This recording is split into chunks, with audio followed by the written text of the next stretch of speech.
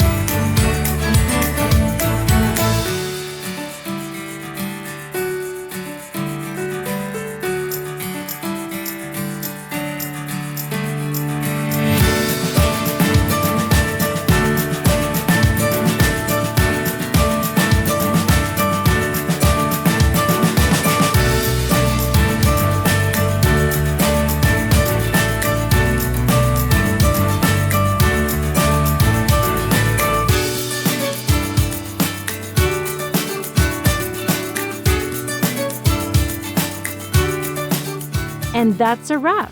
2 shaker cards, 2 different styles, and so much inspiration packed into one video.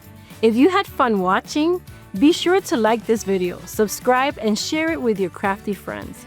I'd love to know which card was your favorite, or if you're planning to try these ideas yourself. So leave me a comment below. Thanks so much for joining me today. Until next time, happy stamping!